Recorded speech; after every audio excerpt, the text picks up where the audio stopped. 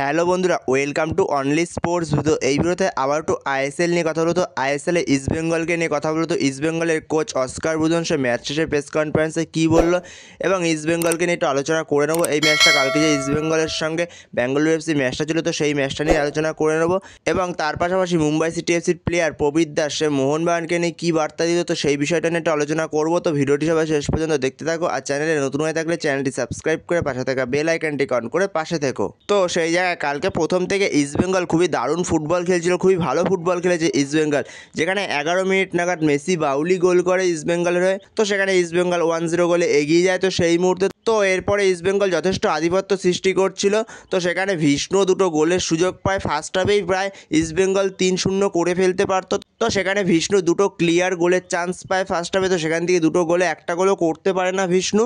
তো সেখানে east Bengal first হাফটা 1-0 গোলেই ভালো খেলছিল ইস্ট বেঙ্গল, যথেষ্ট ভালো ফুটবল খেলেছে ইস্ট বেঙ্গল।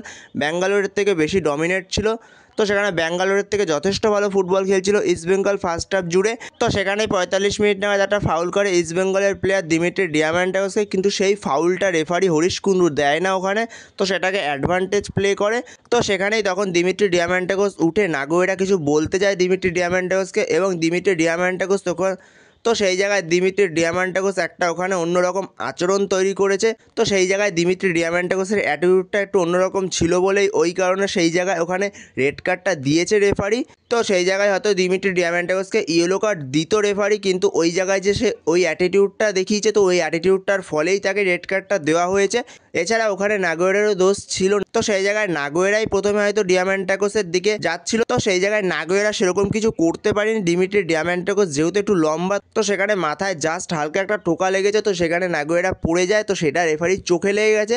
তো সেই কারণেই সেখানে হয়তো রেড কার্ডটা দিয়েছে রেফারি। তো সেখানে এখনকার ফুটবলে এরকম কোনো ইনসিডেন্ট হলে তো সেখানে কার্ড দিতে হবে, তো সেটাই নিয়ম। তো সেইখানে কার্ড তো দেয়। তো সেইখানে ওই অ্যাটিটিউডটার ফলেই দিমিত্রি ডিয়ামান্টাগোসকে রেড কার্ড দেয়, কিন্তু ওটা ইয়েলো কার্ড দিলেও দিতে পারতো। যেহেতু নাগোয়েরাকে ইয়েলো কার্ড দিয়েছে, তো সেখানে ডিয়ামান্টাগোসকে ইয়েলো কার্ড দিয়ে সতর্ক করতে পারতো, নাহলে দুটো প্লেয়ারকেই রেড কার্ড দিতে পারতো। তো সেখানে যে দিমিত্রি ডিয়ামান্টাগোস যে অ্যাটিটিউডটা দেখিয়েছে ওইখানে রেফারির সামনে, তো ওই অ্যাটিটিউডটার ফলে সে রেড কার্ডটা দেখেছে। তো বন্ধুরা, তোমাদের এই দিমিত্রি ডিয়ামান্টাগোসের রেড কার্ডটা নিয়ে তোমাদের কি মনে হয় অবশ্যই কমেন্টে জানিও এই বিষয়ে। তো সেই জায়গাতে শেষ মুহূর্তে 90 মিনিটসে ব্যাঙ্গালোর এফসি পেনাল্টি পায়, যেখানে নিশু কুমারের হাতে বল লাগে। তো ওটা ক্লিয়ার পেনাল্টি পায়, ওখানে তো কিছু বলার নেই রেফারিকে ওইটা নিয়ে। তো ওখানে ক্লিয়ার পেনাল্টি। তো ওখানে সুনীল ছেত্রী সেরকম কিছু করেওনি। সুনীল ছেত্রী জাস্ট নিচে দাঁড়িয়েছিল, সুনীল ছেত্রী বলটার জন্য ঠিক করে ওঠেওনি। তো সেখানে নিশু কুমার বলটার জন্য ওঠে। তো সেই জায়গায় নিশু কুমার ক্লিয়ার হাতে বলটা লাগায়। তো সেখানে রিপ্লে যখন দেখেছে তখন ক্লিয়ার দেখা গেছে বলটা হাতে লেগেছে। তো সেখানে ওটা ন্যায্য পেনাল্টি। তো সেইখান থেকে সুনীল ছেত্রী গোল করে দেয়, তো 1-1 করে দেয় ম্যাচটাকে। তো সেখানে 1-1 রেজাল্টের ফলে ইস্টবেঙ্গল ম্যাচটা শেষ পর্যন্ত ড্র করে। তো সেখানে ইস্টবেঙ্গল এই ড্রয়ের ফলে ইস্টবেঙ্গল টপ 6-এর থেকে পুরোটাই ছিটকে গেল। তো সেখানে এই মরশুমের মতো পুরোপুরি টপ 6 থেকে ছিটকে গেল ইস্টবেঙ্গল। আর কোনো রকম চান্স নেই ইস্টবেঙ্গলের কাছে টপ 6-এ যাওয়ার আবার নেক্সট সিজন। তো সেখানে এখন ইস্টবেঙ্গলের কাছে একটাই চান্স এএফসিতে ভালো কিছু করার। তো সেখানে এএফসি ম্যাচ রয়েছে 5 তারিখ, তো সেখানে একটা ভালো কিছু করার চান্স রয়েছে ইস্টবেঙ্গলের কাছে। তো সেখানে দেখা যাক এএফসিতে কতটা ভালো কিছু করতে পারে ইস্টবেঙ্গল। তো এরপরে যদি আরও একটা আপডেট নিয়ে কথা বলা যায়, তো ইস্টবেঙ্গলেরই আপডেট। তো ইস্টবেঙ্গলের কোচ অস্কার বুজন, তো তার সঙ্গে ইস্টবেঙ্গল ম্যানেজমেন্ট আরও কন্ট্যাক্ট এক্সটেনশন করছে।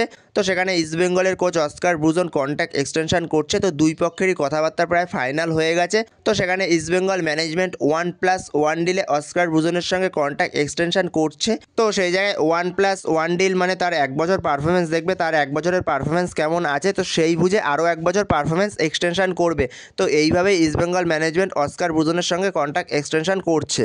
তো সেখানে অস্কার বুজন এই ইস্টবেঙ্গলের যে রেড কার্ডটা কালকে দিমিত্রি ডিয়ামান্টাগোস দেখেছে, তো সেই ব্যাপারটা নিয়েও সে প্রেস কনফারেন্সে বলেছে। তো সেখানে দিমিত্রি ডিয়ামান্টাগোসকে নিয়ে সে কিছুটা ক্ষোভ প্রকাশ করেছে। তো সেখানে অস্কার বুজন বলে, আজকে আমাদের সেরা ছয়ের বাইরে থাকার কারণ হলো আমাদের একজন খেলোয়াড়ের অপ্রত্যাশিত প্রতিক্রিয়া, যা কখনোই উচিত ছিল না। যখন দল আত্মবিশ্বাসী হয়ে উঠছিল এবং লড়াই চালিয়ে যাচ্ছিল, সুযোগ তৈরি করছিল, খেলার নিয়ন্ত্রণ করছিল, তখন সমর্থকরাও আমাদের পাশে ছিল। তখনই সেই মুহূর্তে আমাদের সেরা ছয়ে থাকার সম্ভাবনা শেষ করে দেয়। তো সেই জায়গায় লাল হলুদ কোচ অস্কার বুজনের কথায় পরিষ্কার বোঝা যাচ্ছে যে সে কথাগুলো দিমিত্রি ডিয়ামান্টাগোসের উদ্দেশ্যেই বলছে। তো এর সাথে সাথে অস্কার ব্রুজন আরও বলে, এখন আমি নর্থ ইস্ট ম্যাচ নিয়ে ভাবছি না, আমি এখন ভাবছি এএফসি চ্যালেঞ্জ লিগ নিয়ে।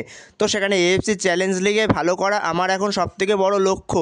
তো সেই জায়গায় 72 ঘন্টার মধ্যে আমাদের রিকভারি করতে হবে ভালোভাবে আবারও। তো সেই জায়গায় তার কথায় পরিষ্কার বোঝাই গেল যে এএফসি চ্যালেঞ্জ লিগকে সে এখন সবথেকে বেশি গুরুত্ব দেবে। তো সেই জায়গায় সেটাই স্বাভাবিক, এএফসি চ্যালেঞ্জ লিগকে এখন বেশি গুরুত্ব দেবে, কারণ এএফসি চ্যালেঞ্জ লিগে যদি ভালো কিছু করতে পারে, কারণ আইএসএলে এই মরশুমের মতো ভালো কিছু করার স্বপ্ন শেষ হয়ে গেছে ইস্টবেঙ্গলের। তো সেই জায়গায় ইস্টবেঙ্গলের কাছে টপ 6-এ ওঠার স্বপ্নও শেষ হয়ে গেছে। তো এরপরে মোহনবাগান মুম্বাই ম্যাচ শেষ হওয়ার পরে তো যখন সাংবাদিকদের সামনে প্রবীর দাসকে প্রশ্ন করা হয় যে আপনি মোহনবাগানের উদ্দেশ্যে কি বলতে চান, তো সেই জায়গায় তখন প্রবীর দাস বলে, আমি মোহনবাগানকে খুবই ভালোবাসি এবং মোহনবাগান এই চ্যাম্পিয়নের দাবিদার। তো যোগ্য দল হিসেবেই চ্যাম্পিয়ন হয়েছে মোহনবাগান।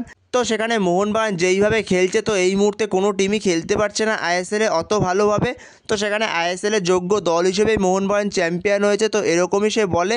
এবং তার পাশাপাশি দিব্যেন্দু বিশ্বাসকে নিয়েও সে কথা বলে। তো সেখানে সে বলে দিব্যেন্দু বিশ্বাস যথেষ্ট ভালো একজন ট্যালেন্টেড প্লেয়ার, একজন বাঙালি প্লেয়ার। তো সেখানে দিব্যেন্দু বিশ্বাস কোনো সময় সেন্টার ব্যাক, কোনো সময় রাইট ব্যাকে খেলছে, তো খুবই ভালো ট্যালেন্টেড প্লেয়ার একজন। তো এর ভিত্তিতে মোহনবাগান ম্যানেজমেন্টকে প্রশংসা করে প্রবীর দাস। তো এই কারণে প্রবীর দাস খুবই খুশি যে বাঙালি ছেলেরা সুযোগ পাচ্ছে। তো বন্ধুরা, এই ভিডিওতে এই পর্যন্তই। তো এই ভিডিওতে এই আপডেটগুলো নিয়ে আলোচনা করার ছিল। তো ভিডিওটি ভালো লাগলে অবশ্যই লাইক, শেয়ার, সাবস্ক্রাইব করতে ভুলো না। তো নেক্সট ভিডিওতে দেখা হচ্ছে, ততক্ষণের জন্য বাই বাই।